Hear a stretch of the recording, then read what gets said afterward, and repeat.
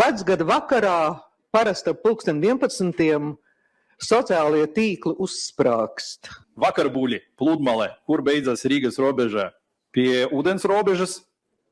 Jūs varat atrast savu lokāciju un saprast, vai jūs esat tajā teritorijā vai neesat. Respektīvi, Rīgas līča ūdens telpā neietilps Rīgas pašvaldības teritorijā. Līdz ar to vienkārši cilvēks stāvot 2023. 31. decembrī 1 metru attālumā, tātad jūra, viņš nav vairs pārkāpējis. Jā, gadījumā persona būs gatava ieguldīt tādas pūles un visu, vai tikai, pieņemsim, pārkāpjot domes laika ierobežojumu un paspridzināt pirotehniku, lai viņš tā dara.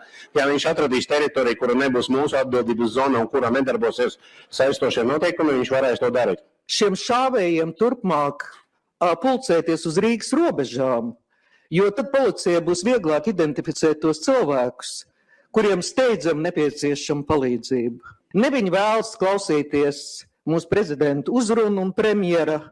Nekādā gadījumā neatbalstīt suverēnās varas priekšlikumu par uguņošanu 11.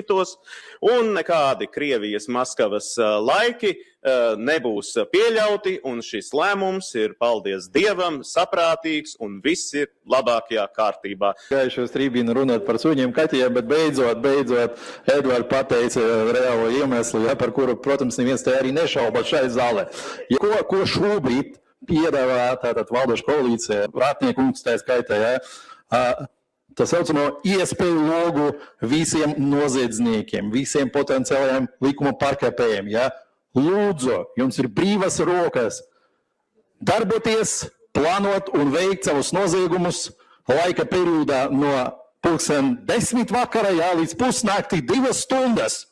Policija Rīgā nodarbosies tik vien ar to, ka tas nabaga 40 policijas ekipāžas brauks pa apkaimēm ķerot cilvēkus, kuri palaiž salūtu. Jo citu problēmu pilsēta nebūs, ka tikai ķer tos nabagos cilvēkus, kuri tur, nezinu, izgājuši ārā 10 vai 11 vai 11:30, palaiž salūtu. Brīnišķīgi. Šāda veidā koalīcija rūpējas par rīdznieku drošību. Veltot visus pašvaldības policijas spēkus tikai vien kā uguņotāju ķeršanai. Šis ir tā kā iespēju loks noziedzniekiem, diemžēl, tas arī kļuva publiski zināms tagad, jo saistošos noteikumus melns uz balta tā arī rakstīts. Nedariet tā. Atbalstiet mūsu priekšlikumu. Paldies!